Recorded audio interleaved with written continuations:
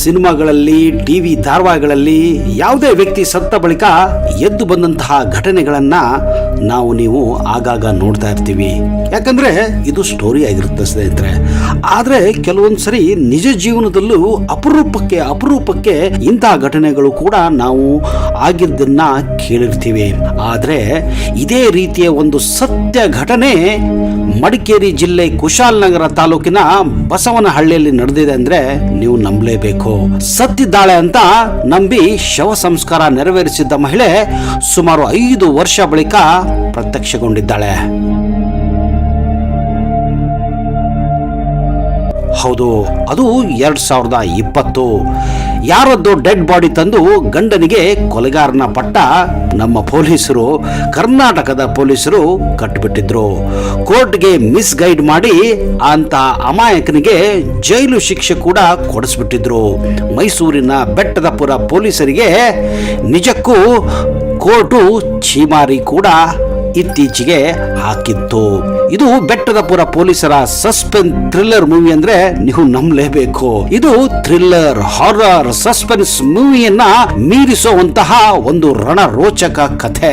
ಅಡ್ನಾಡಿ ಹೆಂಡತಿ ಅಡ್ಡದಾರಿ ಹಿಡಿದ್ರೆ ಗಂಡನ ಪರಿಸ್ಥಿತಿ ಏನಾಗುತ್ತೆ ಅನ್ನೋದಕ್ಕೆ ಇದೊಂದು ಜಲ್ವಂತ ಉದಾಹರಣೆಯಾಗಿದೆ, ಜೀವಂತ ಸಾಕ್ಷಿಯಾಗಿದೆ. ಅಕ್ರಮ ಸಂಬಂಧ ಅನ್ನೋದು ಏನೆಲ್ಲ ಮಾಡಿಸಿ ಬಿಡುತ್ತೆ ನೋಡಿ ಸ್ನೇಹಿತರೆ. ಹೆಂಡತಿ ಚಂಗ್ ಪಿಂಗ್ಲಿ ಆಟಕ್ಕೆ ಅಮಾಯಕ ಗಂಡ ವಿಲಿ ಒದ್ದಾಡಿ ಹೋಗಿದ್ದಾನೆ. ಕದ್ದು ಮುಚ್ಚಿ ಕಿಲಕಿಲ ಅಂದವಳು ರಾತ್ರೋರಾತ್ರಿ ತೈತಕ ಅಂತ ಕಾಲ್ಕಿತ್ತು ಗಂಡನ ಜೀವನವನ್ನೇ ನರಕ ಮಾಡಿಬಿಟ್ಟಿದ್ಲು. ಹೆಂಡತಿಗೆ ಚೆಲ್ಲಾಟ ಆದ್ರೆ ಗಂಡನಿಗೆ ಪ್ರಾಣ ಸಂಕಟ. ಶಿವ ಅದೇನೋ ಅಂಟಿಯರೋ ಅದೇನೇನೋ ಆಟ ಆಡ್ತಾರೋ ಗೊತ್ತಿಲ್ಲ. ಇವತ್ತಿಗೆ ಈ ಫೇಸ್ಬುಕ್, ಇನ್ಸ್ಟಾಗ್ರಾಮ್, ವಾಟ್ಸಪ್ ಬಂದ ಮೇಲಂತೂ ಹುಡುಗಿಯರೇ ಯಾಕೆ, ಅಂಟಿಯರೇ ಯಾಕೆ, ಎಲ್ಲ ಹೆಂಗಸರು ಇದರಿಂದ ಹಾಳಾಗಿ ಹೋಗ್ತಾ ಇದಾರಂದ್ರೆ ನೀವು ನಂಬಲೇಬೇಕು. ನಾನು ಹೇಳ್ತಾ ಇರೋದು ಸತ್ಯ ಅಂತ ನಿಮಗೆ ಅನಿಸಿದ್ರೆ ದಯವಿಟ್ಟು ಈ ವಿಡಿಯೋನ ಲೈಕ್ ಮಾಡಿ ಸ್ನೇಹಿತರೆ. ಗಂಡಸರು ಅಷ್ಟೇ ಹಾಳಾಗ್ತಾ ಇದ್ದಾರೆ, ಹೆಂಗಸರು ಅಷ್ಟೇ ಹಾಳಾಗ್ತಾ ಇದ್ದಾರೆ. ಮನೆ ಕೆಲಸ ಮುಗಿದ್ರೆ ಸಾಕು, ಇನ್ಸ್ಟಾಗ್ರಾಮು, ಫೇಸ್ಬುಕ್, ವಾಟ್ಸಪ್, ಯೂಟ್ಯೂಬ್ ಮುಗಿತು. ದೇವ್ರೇ ಅವನ ಹಾಯ್ ಅಂದ, ಇವನ್ ಹಾಯ್ ಅಂದ, ಅವನ್ಗೆ ಹಲೋ ಹೇಳು, ಇವನಿಗೆ ಹಲೋ ಹೇಳು, ಗುಡ್ ಈವ್ನಿಂಗು ಸ್ಟಾರ್ಟ್ ಆಗಿದ್ದು ಕೊನೆಗೆ ಎಂಡಾಗೋದು ಬೆಡ್ರೂಮ್ ಅಲ್ಲಿ.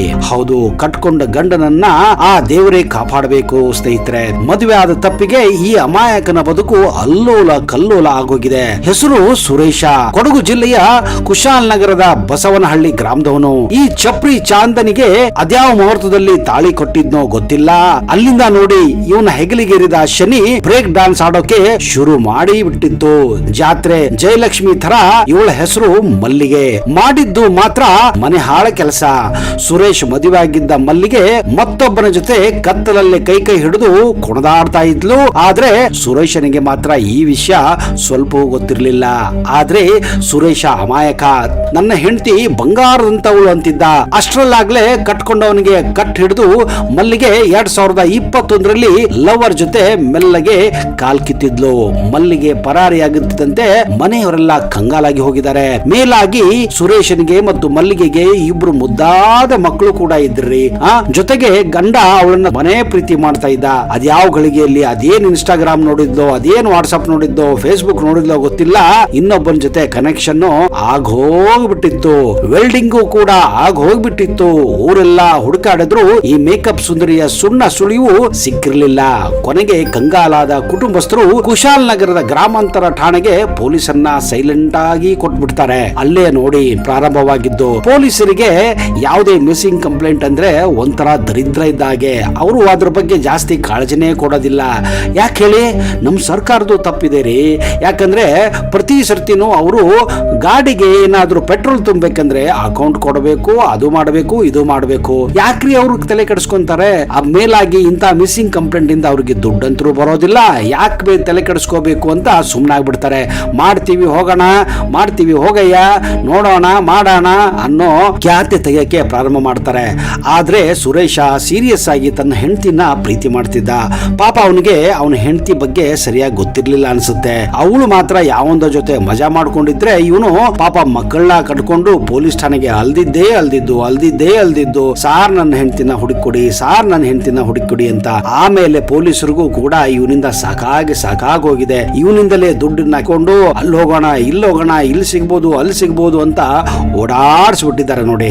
ಆದ್ರೆ ಅದು ಏನಾದ್ರೂ ಕೂಡ ಅವಳು ಮಾತ್ರ ಸಿಗೋದಿಲ್ಲ. ಯಾಕೆ ಹೇಳಿ, ಅವಳು ಮಜಾ ಮಾಡ್ಕೊಂಡು ಯಾವಳ ಜೊತೆನೋ ಬೆಂಗಳೂರು, ಮೈಸೂರು, ಬಾಂಬೆನೋ, ಹೈದರಾಬಾದ್ ಓಡಾಡ್ಕೊಂಡು ಮಜವಾಗಿದ್ಲು. ಅದಕ್ಕೆ ಇವನು ಪಾಪ ಹುಡುಕ್ತಾ ಇದ್ದಾನೆ ಬರ್ಬೋದು ಅಂತ. ಆಮೇಲೆ ಏನಾಗಿದೆ ಅಂದ್ರೆ ಇದೇ ರೀತಿ ಸುರೇಶ ತನ್ನ ಪಾಡಿಗೆ ತನ್ನ ಹೆಂಡತಿನ ಹುಡುಕ್ತಾನೆ ಇದ್ದಾನೆ. ಪೊಲೀಸ್ ಠಾಣೆಯವರು ಮಾತ್ರ ಸುಮ್ಮನಾಗ್ಬಿಟ್ಟಿದ್ದಾರೆ. ಆದ್ರೆ ಇಲ್ಲೇ ನೋಡಿ ಒಂದು ಟ್ವಿಸ್ಟ್ ಸಿಕ್ಕಿದ್ದು. ದೂರು ಕೊಟ್ಟು ಬರೋಬ್ಬರಿ 1 ವರ್ಷಕ್ಕೆ ಮೈಸೂರು ಜಿಲ್ಲೆಯ ಬೆಟ್ಟದಪುರ ಠಾಣಾ ವ್ಯಾಪ್ತಿಯಲ್ಲಿ ಒಂದು ಅಪರಿಚಿತ ಮಹಿಳೆಯ ಶವದ ಅಸ್ಥಿ ಪಂಜರ ಪತ್ತೆ ಆಗುತ್ತೆ.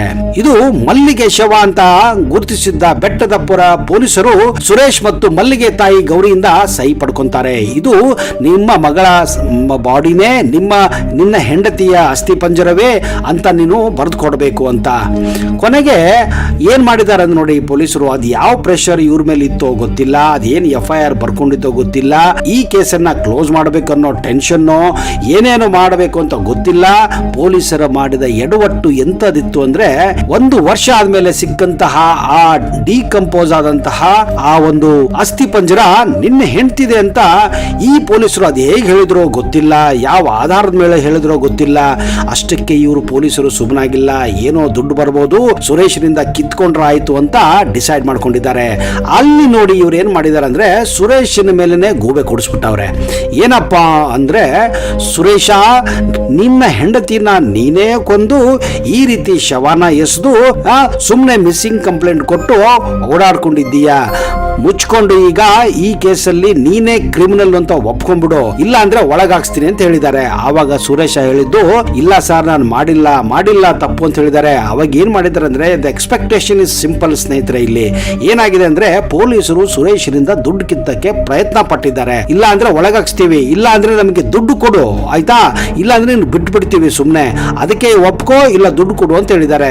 ಸುರೇಶ ಅದ್ ಹೆಂಗ್ರಿ ಒಪ್ಕೊಂತಾನೆ, ನಾನು ಮಾಡಿಲ್ಲ ಅಂತ ಅವ್ನು ಹೇಳ್ತಾ ಇದ್ದಾನೆ. ಯಾಕಂದ್ರೆ ಅವ್ನು ಪಾಪ ಹುಡುಕಾಡ್ತಾ ಇದ್ದಾನೆ, ಅವ್ನು ಹೆಂಡತಿನ 1 ವರ್ಷದಿಂದ ಹುಡುಕಾಡ್ತಾ ಇದ್ದಾನೆ. ಈ ನನ್ನ ಮಕ್ಕಳು ಪೊಲೀಸರು ಇವನೇ ತಪ್ಪು ಮಾಡಿದ್ದಾನೆ, ಇವನಿಂದ ದುಡ್ಡು ಕಿತ್ಕೋಬೇಕು ಅಂತ ಇಲ್ಲ ಸಲ್ಲದ ಚಾರ್ಜ್ ಶೀಟ್ ಅನ್ನ ಹಾಕಿಬಿಟ್ಟು DNA ಟೆಸ್ಟ್ ಮಾಡಿಸಿ ಕಳಿಸಿದಾರೆ ಅಷ್ಟೇ. ಆ DNA ಟೆಸ್ಟ್ ರಿಪೋರ್ಟ್ ಇನ್ನೂ ಬಂದಿರಲಿಲ್ಲ. ಅಷ್ಟರೊಳಗನೆ ಚಾರ್ಜ್ ಶೀಟ್ ಅನ್ನ ಹಾಕ್ಬಿಟ್ಟು ಇವನನ್ನ ಒಳಗೆ ಹಾಕ್ಸೇ ಬಿಟ್ಟಿದ್ದಾರೆ. ಅಷ್ಟೇ ಸಾಕು, ಇನ್ನೇನು ಕೋರ್ಟ್ ಪೊಲೀಸ್ ಸ್ಟೇಷನ್ ಅಂತ ಅವ್ರ ತಂದೆ ತಾಯಿಗಳು, ಸುರೇಶನ್ ತಂದೆ ತಾಯಿಗಳು ಓಡಾಡಕ್ ಪ್ರಾರಂಭ ಮಾಡಿದ್ದಾರೆ. ಕೋರ್ಟ್ ನಿಂದ ಆದೇಶ ಬಂದ್ಬಿಟ್ಟು DNA ಪರೀಕ್ಷೆ ಮಾಡಿದ್ರು ಕೂಡ ಅದು ಅಂತ್ಯ ಸಂಸ್ಕಾರ ಏನ್ ಮಾಡಿದಾರೆ ಅಂದ್ರೆ ಆ ಒಂದು ಅಸ್ಥಿ ಪಂಜರವನ್ನ ಈ ಕಡೆ ಅವರ ಏನು ಈ ಮಲ್ಲಿಗೆ ತಾಯಿ ಮನೆಯವರು ಅದನ್ನ ಅಂತ್ಯ ಸಂಸ್ಕಾರವನ್ನು ಕೂಡ ಮಾಡ್ಬಿಟ್ಟಿದ್ದಾರೆ. ಈ ನಡುವೆ ಏನಾಗಿದೆ, ಸುರೇಶನ ತಂದೆ ತಾಯಿಗಳು ಈ ಒಂದು ಕೋರ್ಟ್ ಇಂದ ಹೇಗಾದ್ರೂ ಮಾಡಿ ತಮ್ಮ ಮಗನನ್ನ ಹೊರಗೆ ತರಿಸಬೇಕು, ಜೈಲಿಂದ ಹೊರಗೆ ತರಿಸಬೇಕು ಅಂತ ಡಿಸೈಡ್ ಮಾಡಿ ಕೊನೆಗೆ ಒಬ್ಬ ಲಾಯರ್ ಅನ್ನ ಇವರು ಹಿಡ್ಕೊಂಡ್ಬಿಟ್ಟು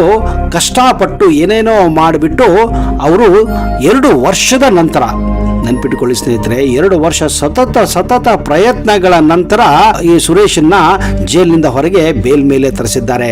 ಪಾಂಡು ಪೂಜಾರಿ ಅನ್ನೋ ವಕೀಲರೊಬ್ರು ಎಲ್ಲಾ ಸಾಕ್ಷಿಗಳನ್ನ ಕೂಡಾಕಿ ಸುರೇಶನ ಬಳಿ ಇದ್ದಂತಹ ಎಲ್ಲ ಮಾಹಿತಿಯನ್ನ ತೆಗೆದು, ಆಮೇಲೆ ಆ ಮಲ್ಲಿಗೆ ತಂದೆ ತಾಯಿಯಿಂದ ಕೆಲವೊಂದು ಇನ್ಫಾರ್ಮೇಶನ್ ಅನ್ನ ತೆಗೆದು ಕೊನೆಗೆ ಏನ್ ಮಾಡಿದ್ದಾರೆ ಅಂದ್ರೆ ಕೋರ್ಟ್ ಅಲ್ಲಿ ಇವರು ಆರ್ಗ್ಯೂ ಮಾಡಿದ್ದಾರೆ. ನಮಗೆ ಆ ಅಸ್ಥಿ ಪಂಜರ ಸಿಕ್ಕಿರುವಂತಹ ತಲೆಬುರುಡೆ ಮತ್ತು ಆ DNA ಪರೀಕ್ಷೆ ಅಂದ್ರೆ ತಾಯಿಯ DNA ಪರೀಕ್ಷೆ ಮಾಡಿಸ್ಕೊಂಡು ಆ ಅಸ್ಥಿ ಪಂಜರ ಅವಳದೇ ಅಂದ್ರೆ ಮಲ್ಲಿಗೆ ಇದೆ ಅಂತ ಪರೀಕ್ಷೆ ಮಾಡಿಸಲು ಮುಂದಾಗಿದ್ದಾರೆ. ಆಗ ಆ DNA ಪರೀಕ್ಷೆ ಮಾಡಿದಾಗ ಅಂದ್ರೆ ಆ ಅಸ್ಥಿ ಪಂಜರದ ಪರೀಕ್ಷೆಯನ್ನ ಅಂದ್ರೆ ಆ ತಲೆಬುರುಡೆ ಪರೀಕ್ಷೆ ಮಾಡಿದಾಗ ಗೊತ್ತಾಗಿದ್ದು ಶವ ಏನಿತ್ತು ಅಂದ್ರೆ ಆ ಅಸ್ಥಿ ಪಂಜರ ಏನಿತ್ತು ಆ ಮಲ್ಲಿಗೆ ಇದೆ ಅಲ್ಲ ಅಂತ ಸಾಬೀತಾಗಿ ಹೋಗಿತ್ತು. ಅಂದ್ರೆ ಆ DNA ಮಿಸ್ ಮ್ಯಾಚ್ ಆಗಿ ಹೋಗಿತ್ತು ಸ್ನೇಹಿತರೆ. ಆಗ ನೋಡಿ ಈ ಕೇಸ್ಗೆ ಟ್ವಿಸ್ಟ್ ಸಿಕ್ಕಿದ್ದು. ಆಮೇಲೆ ಆರ್ಗ್ಯೂ ಮಾಡಿ ಈ ಪಾಂಡು ಪೂಜಾರಿ ಎನ್ನುವ ವಕೀಲರು ಹೈಕೋರ್ಟ್ ನಲ್ಲಿ ಅದನ್ನ ವಾದ ಮಾಡಿ ಕೊನೆಗೆ 2 ವರ್ಷಗಳ ನಂತರ ಸುರೇಶ್ ಅವರನ್ನ ಬೇಲ್ ಮೇಲೆ ಹೊರಗೆ ತಂದಿದ್ದಾರೆ. ಆಮೇಲೆ ಸುರೇಶ ಅಷ್ಟಾದ್ರೂ ಗೊತ್ತಿತ್ತು, ತಮ್ಮ ಹೆಂಡತಿ ಸತ್ತಿಲ್ಲ, ನನ್ನ ಹೆಂಡತಿನ ನಾನು ಪ್ರೀತಿ ಮಾಡ್ತೀನಿ, ಅವಳು ಏನೋ ಮಿಸ್ ಆಗಿದೆ, ಯಾರೋ ಏನೋ ಆಗಿದೆ ಅಂತ ಪಾಪ ಹುಡುಕ್ತಾನೆ ಇದ್ದಾರೆ. ಕೊನೆಗೆ ನೋಡಿ ಈ ಒಂದು ಕಥೆಗೆ ಟ್ವಿಸ್ಟ್ ಬಂದಿದ್ದು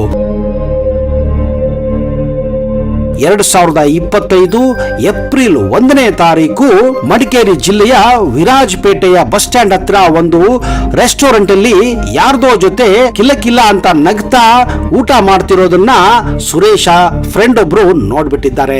ತಕ್ಷಣವೇ ಮೊಬೈಲ್ ಅಲ್ಲಿ ಫೋಟೋ ತೆಗೆದು ಸುರೇಶನ್ಗೆ ಕಳಿಸಿದ್ದಾರೆ. ಆಗ ಸುರೇಶ ಕೂಡ ಗಾಬರಿ ಆಗಿದ್ದಾರೆ. ಏನಪ್ಪ ಇದು, 5 ವರ್ಷ ಹಿಂದೆ ನನ್ನ ಹೆಂಡತಿ ಸತ್ತೋದ್ಲು ಅಂತ ಪೊಲೀಸರು ನನ್ನನ್ನ 2 ವರ್ಷ ಕಾಲ ಜೈಲಿನಲ್ಲಿ ಹಾಕಿದ್ರು, ಹಾಗಾದ್ರೆ ಇವಳು ಎಲ್ಲಿಂದ ಬಂದ್ಲು ಅಂತ ನೇರವಾಗಿ ಈ ವಿಷಯನ ಸುರೇಶ ಪಾಂಡು ಪೂಜಾರಿ ಹತ್ರ ತೆಗೆದುಕೊಂಡು ಹೋಗಿದ್ದಾರೆ. ಫೋಟೋವನ್ನ ತೋರಿಸಿದ್ದಾರೆ. ತಕ್ಷಣವೇ ಪೊಲೀಸರಿಗೆ ಈ ಮಾಹಿತಿ ಕೊಟ್ಟಂತಹ ಪಾಂಡು ಪೂಜಾರಿ ಮಡಿಕೇರಿ ಪೊಲೀಸ್ ಠಾಣೆಗೆ ಈ ವಿಷಯನ ತಿಳಿಸಿ ಅವಳನ್ನ ಹಿಡಿಸಿದ್ದಾರೆ. ಹೌದು, ಆಗ ಗೊತ್ತಾಗಿದ್ದು ಈ ಮಲ್ಲಿಗೆ ಸತ್ತಿಲ್ಲ, ಯಾರ್ದೋ ಜೊತೆ ಯಾವುದೋ ಒಬ್ಬ ಬಾಯ್ ಫ್ರೆಂಡ್, ಅವನ ಹೆಸರೇನೋ ಗಣೇಶ ಅಂತೆ, ಅವನ ಜೊತೆ ಇವಳದು ಚಕ್ಕಂದ ಇತ್ತು, ಚಕ್ಕಂದ ಆಡ್ಕೊಂಡು ಮಜಾ ಮಾಡ್ಕೊಂಡು ಎಲ್ಲ ಓಡಾಡ್ಕೊಂಡಿದ್ರು. ಕೊನೆಗೆ ನೋಡಿ ಇಲ್ಲಿ ಮಡಿಕೇರಿಯಲ್ಲಿ ಒಂದು ಬಸ್ ಸ್ಟ್ಯಾಂಡ್ ಅಲ್ಲಿ ಈ ರೀತಿ ಸಿಕ್ಕಾಕೊಂಡಿದ್ದಾಳೆ. ಎಲ್ಲರೂ ಏನ್ಕೊಂಡಿದ್ದಾರೆ, 5 ವರ್ಷದಿಂದ ಸತ್ತೋಗಿದ್ದಾಳೆ, ಅವರ ಶವ ಸಂಸ್ಕಾರ ಕೂಡ ಅವರ ಮನೆಯವರು ಮಾಡಿಬಿಟ್ಟಿದ್ರು. ಆದ್ರೆ ಇವಳು ಈಗ ಸಿಕ್ಕಿದ ಮೇಲೆ ಗೊತ್ತಾಗಿದ್ದು ಇವಳು ಸತ್ತಿಲ್ಲ. ಪಾಪ ನೋಡಿ, ಮಾಡದೇ ಇರೋ ತಪ್ಪಿಗೆ ಸುರೇಶ 2 ವರ್ಷ ಜೈಲು ಶಿಕ್ಷೆ ಅನುಭವಿಸಬೇಕಾಗಿತ್ತು. ಇದಕ್ಕೆ ಕಾರಣ ಬೇರೆ ಯಾರೂ ಅಲ್ಲ ಸ್ನೇಹಿತರೆ, ಪೊಲೀಸರು. ಅದುವೇ ನಮ್ಮ ಕರ್ನಾಟಕದ ಮಹಾನ್ ಪೊಲೀಸರು ಅಂದ್ರೆ ತಪ್ಪಾಗಲಾರದು. ಯಾಕಂದ್ರೆ ದುಡ್ಡು ಇಲ್ಲಿ ಬರಲಿಲ್ಲ ಅಂದ್ರೆ ಇಂತಹ ಅಮಾಯಕರನ್ನ ಹೇಗಾದ್ರೂ ಸಿಕ್ಸಾಕಿದ್ರೆ ಅವರಿಂದಾದ್ರೂ ದುಡ್ಡು ಕಿತ್ಕೋಬಹುದು ಅಂತ ಈ ಪ್ಲಾನ್ ಮಾಡಿದ್ರು. ನಿಜಕ್ಕೂ ಈ ಘಟನೆ 2025ರಲ್ಲಿ ಕರ್ನಾಟಕದಲ್ಲಿ ಎಲ್ಲರನ್ನ ಬೆಚ್ಚಿ ಬೆಳೆಸಿತ್ತು ಅಂದ್ರೆ ತಪ್ಪಾಗಲಾರದು ಸ್ನೇಹಿತರೆ. ಇಂತಹ ಘಟನೆಗಳು ಪ್ರತಿದಿನ ನಮ್ಮ ದೇಶದಲ್ಲಿ, ನಮ್ಮ ರಾಜ್ಯದಲ್ಲಿ ನಡೀತಾನೆ ಇದೆ.